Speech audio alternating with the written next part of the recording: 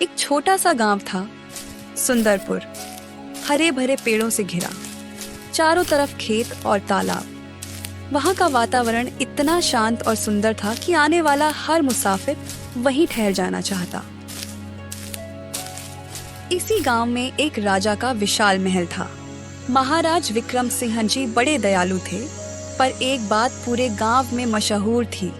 राजा को रोज mutton curry और रोटी ही चाहिए। कहते हैं कि महाराज रोज 4 किलो मटन खाते, और यह जिम्मेदारी गांव के ही एक बुजुर्ग रसोइये रामदीन काका पर थी। रामदीन काका गरीब थे, अकेले रहते थे, पर उनके हाथों का स्वाद इतना अनोखा था कि कोई भी उनके बनाए खाने को भूल नहीं पाता। हर सुबह वे जल्दी उठकर दरबार की रसोई में जाते, मटन अच्छे से साफ करते, फिर उसमें मसाले मिलाते और लकड़ी के चूल्हे पर बड़े बर्तन में पकाते। घंटों धीमी आंच पर पकने के बाद जब मटन गलने लगता, तब रामदीन काका उसमें अपना गुप्त मसाला डालते। उस मसाले की खुशबू महल से लेकर पूरे गांव तक फैल जाती।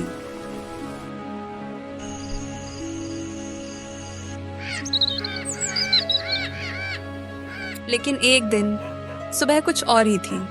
रामदीन काका बिस्तर से उठ नहीं पाए, शरीर टूटा टूटा लग रहा था। तभी राजा के 2 सेवक उनके घर पहुंचे। काका, आज रसोई क्यों नहीं आए?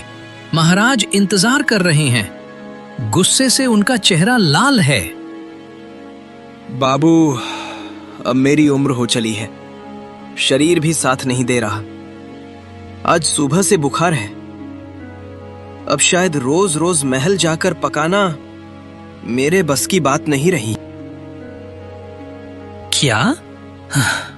तो अब महाराज का मटन कौन बनाएगा? ये तो बड़ी मुसीबत हो जाएगी। मुझे भी चिंता है बेटा, पर सच यही है, अब मैं पहले जैसा नहीं रहा। सेवक उदास होकर लौट गए और सारी बात राजा को बताई। क्या कहा? अब रामदीन काका रसोई नहीं आएंगे तो मेरा मटन कौन पकाएगा? गांव में कोई और नहीं क्या?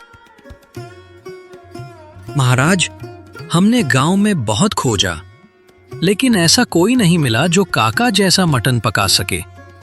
सब कहते हैं कि उनकी तरह स्वाद कोई ला ही नहीं सकता। राजा कुछ देर चुप रहे, फिर गहरी सांस लेकर बोले, रामदीन काका को बुलाओ, मैं उनसे खुद बात करूंगा। थोड़ी देर बाद काका दरबार में बुलाए गए। राजा ने उन्हें ध्यान से देखा। उनके चेहरे पर थकान और बीमारी साफ झलक रही थी। काका, तुम्हारे बिना मेरा भोजन अधूरा है, पर अगर तुम्हारा स्वास्थ्य साथ नहीं देता तो मैं तुम पर जोर नहीं डालूंगा। बस तुम मेरी एक मदद करो। आदेश दीजिए महाराज। गांव में किसी एक को अपना शागिर्द बना दो, किसी को वो कला सिखा दो, ताकि तुम्हारे बाद भी वही स्वाद चलता रहे। मेरा मटन सिर्फ भोजन नहीं, ये हमारी परंपरा है। ठीक है महाराज, अगर यही आपकी इच्छा है तो मैं किसी को सिखाऊंगा। यही तो मैं चाहता था काका। देखो, तुम्हारा नाम और तुम्हारा स्वाद गांव में हमेशा जिंदा रहना चाहिए। और इस तरह एक नए अध्याय की शुरुआत हुई, जहां रामदीन काका अब अपने उत्तराधिकारी की खोज में निकलने वाले थे।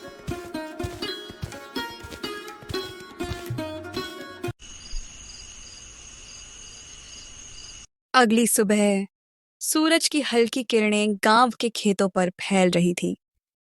रामदीन काका धीरे धीरे चौक की ओर चले। उनके मन में एक ही बात घूम रही थी, कौन होगा उनका असली उत्तराधिकारी? वे चौपाल के पास आकर बैठ गए। तभी 2 नौजवान उनकी ओर आए।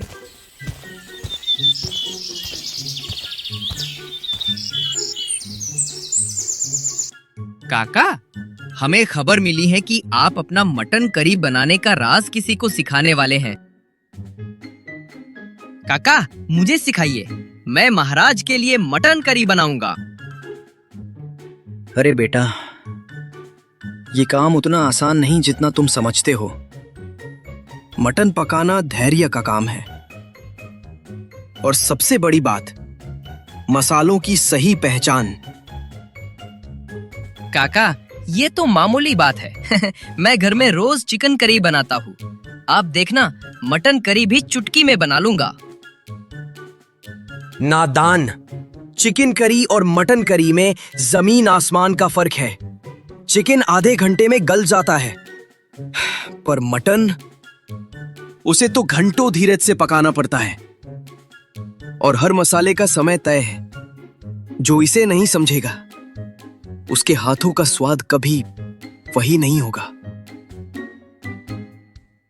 काका, मैं मेहनत करूंगा, आप बस मुझे एक मौका दीजिए। तुम दोनों में जो जल्दी पाने की चाह है, वही सबसे बड़ी गलती है। मटन पकाने में जल्दीबाजी करने वाला कभी उस्ताद नहीं बन सकता। यह कहकर काका वहां से उठे और अपने घर की ओर लौट गए।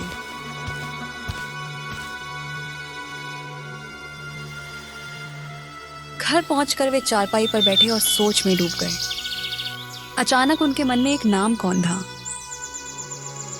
अरे केशव, जब मैं पहले पहल राजा के लिए मटन बनाता था, तब ये केशव मेरे साथ रहता था। उसने मेरी हर हरकत को देखा है। शायद वही इस कला को समझ सके। काका तुरंत केशव के घर पहुंचे।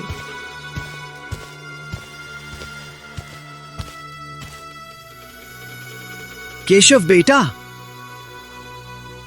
जी काका, आप यहाँ कैसे? राजा ने कहा है कि अब मुझे अपनी कला किसी एक को सिखानी है, और मुझे लगता है तुम ही हो जो इसे संभाल सकते हो। काका, ये तो बहुत बड़ी जिम्मेदारी है, लेकिन अगर आप मुझे सिखाएंगे तो मैं पूरी लगन से सीखूंगा। यही तो चाहिए बेटा। चलो, आज से ही शुरुआत करते हैं। उस दिन दोनों रामदीन काका के घर गए।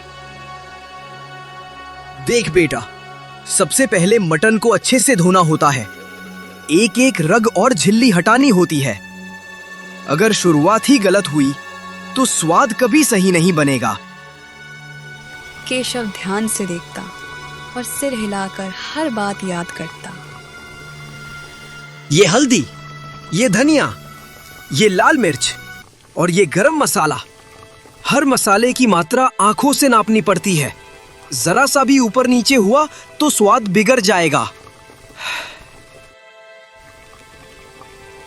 काका, कितने तेल में ये सब भूनना है? बस इतना कि प्याज सुनहरी हो जाए। ज्यादा तेल डाला तो करी भारी हो जाएगी, कम डाला तो स्वाद अधूरा रह जाएगा। काका, ये तो सच में धैर्य का काम है। आधे घंटे से देख रहा हूं, अभी भी मटन कड़ा है। यही तो कहा था बेटा। इसे गलने दो, धीरे धीरे ही इसका असली स्वाद निखरेगा। 2 घंटे बाद काका ने एक डिब्बा निकाला। केशव, अब देख, ये है मेरा असली राज, गुप्त मसाला। यही स्वाद को जादू बनाता है। इसे हमेशा आखिर में डालना। पर काका, ये बना कैसे जाता है? मुझे भी सिखाइए। उसकी चिंता मत करो, अभी समय नहीं आया है। जब सही समय आएगा, मैं तुम्हें ये भी सिखा दूंगा। फिलहाल तुम बस याद रखो, इसे आखिरी में डालना। मटन पककर तैयार हुई। दोनों ने उसे चावल के साथ खाया। केशव ने पहला कौर लिया और उसकी आंखें चमक उठी। काका, ये तो सचमुच स्वर्ग का स्वाद है। याद रखना बेटा, कल महल में पहली बार तुम्हारे हाथ का मटन जाएगा। राजा की जुबान ही तुम्हारी सबसे बड़ी परीक्षा होगी। काका, मैं वादा करता हूं कि आपकी कला को कभी बदनाम नहीं करूंगा।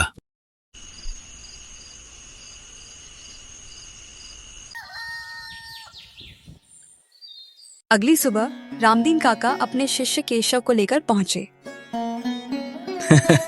बेटा, याद रखो, महाराज को रोज 4 किलो मटन चाहिए और उनके स्वाद में कभी कमी नहीं आनी चाहिए। काका, आपका आशीर्वाद रहे तो महाराज उंगलियां चाटते रह जाएंगे। आज मैं साबित कर दूंगा। फिर उसने 4 किलो मटन लिया, वैसा ही धोया जैसे काका ने सिखाया था। प्याज, टमाटर और मसाले मिलाकर बड़े पातेले में पकाने को रख दिया। अब तक सब सही कर रहे हो, बस याद रहे, मेरा गुप्त मसाला हमेशा अंत में ही डालना है। काका का गुप्त मसाला करी में डाल दिया। खुशबू ने पूरी रसोई को भर दिया। कुछ देर बाद थाली में मटन करी रख दी। उन्होंने पहला निवाला लिया और अचानक उनकी आंखें चमक उठी। वाह, ये तो वही स्वाद है, वही जादू। राजा खुशी खुशी खाते गए। भोजन के बाद राजा ने दरबार में काका और केशव को बुलाया।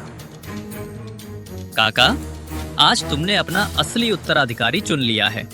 ये केशव हूबहू तुम्हारी तरह मटन करी बनाता है। मैं बहुत प्रसन्न हूँ। महाराज, ये सब आपके भरोसे और आशीर्वाद से संभव हुआ है। महाराज, मैं वचन देता हूं कि इस स्वाद और इस परंपरा को कभी फीका नहीं होने दूंगा। काका, अब तुम्हें मेहनत करने की जरूरत नहीं। तुम शांति और सुकून से अपनी जिंदगी जियो। तुम्हारी सारी सुविधाओं का ध्यान मैं रखूंगा। महाराज, मेरे लिए यही सबसे बड़ी राहत है कि मेरी कला अब भी जीवित रहेगी।